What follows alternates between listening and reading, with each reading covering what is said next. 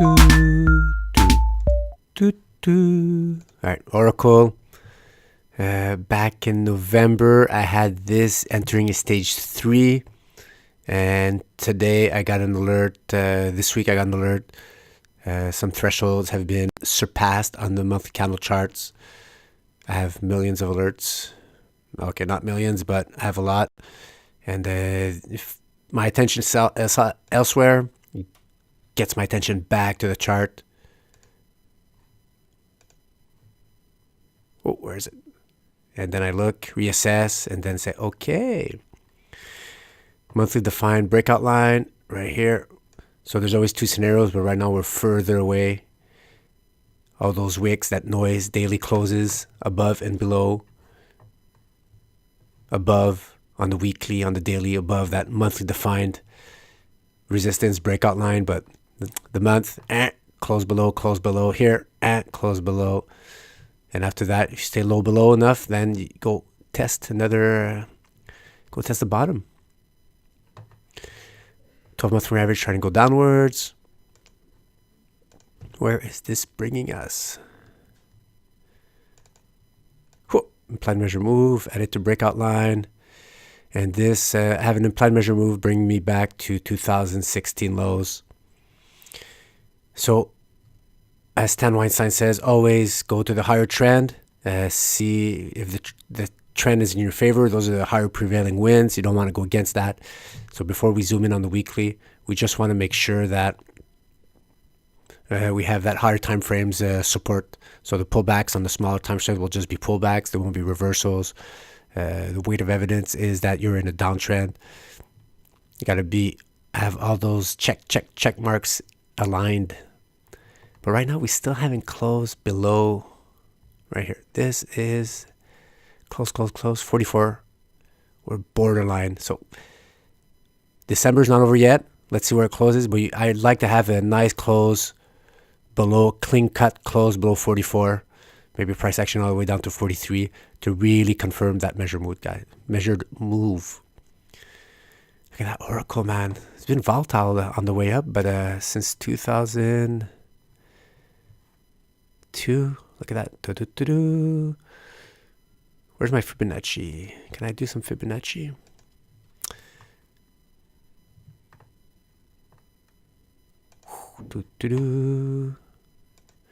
So if these are the highs, it still hasn't corrected the first level, Fibonacci 23%. You see that 38% close to that natural support right there. 50, 60% below that natural support right there. This support is previous resistance turned support from this sideways move. I love the harmony. I like when it fits nicely. It's not a 0 to 1 binary fit, but you get the sense of where important support is, of where important resistance is. And a full retrace would bring us to the bottom of 2002 all the way down here. And you're going to tell me, Pat, that's impossible. Can't do that. Well, check out 2001, guys. What happened here?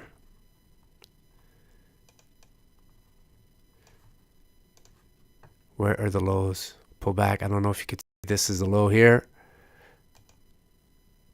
Or here. Whoa. Try again. All the way up here.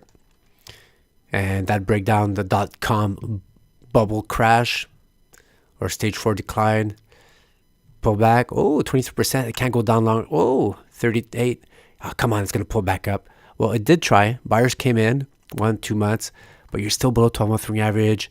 And now it's starting to trend downwards, decline, putting even more weight to that breakdown, 50% mark, 60% mark. Oh, man, it can't go down. It has to bounce back up at 60%, 62% pullback.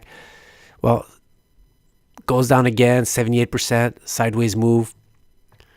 And then you're catching up to 12-month moving average. And that's how stage analysis helps you, no matter what time frame you're at. If you're below the 12-month moving average, you don't want to be long, but you don't want to short right away. You want to zoom in on the weekly. You want to make sure everything's aligned, that you have a higher chance of that decline continuing from where you enter to have the best timing possible. And when you start having, when you have a price action close above the 12-month moving average, here you would have exited right here. So from that bottom to top, that corrected right here. Even you see this candle here, extenuation candle, buyers coming in. Then you had a final leg down, but the stock pulled back essentially more than 80%, 80, 90%, almost 100%.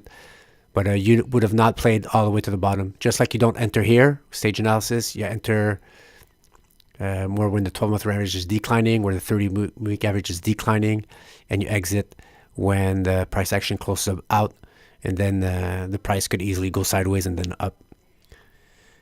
But you see that crazy pullback? It's a V shape, or like an A. So anything is possible. Let the chart tell you when to enter, when to exit, and forget whatever else you hear. It's pretty much noise. Just rely on what the chart's telling you, and the worst case scenario, that's where your money is, and that's how you protect yourself, by playing the chart and not hoping for some Oracle is going to have this great new database coming out. It's going to rock the world.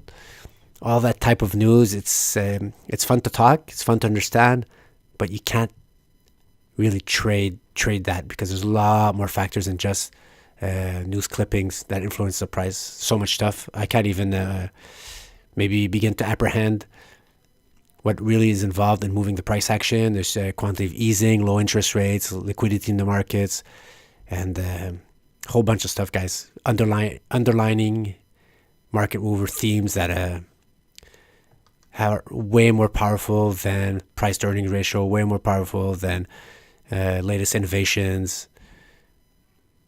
All right, Pat. Okay, zoom in on the weekly. Ooh, okay.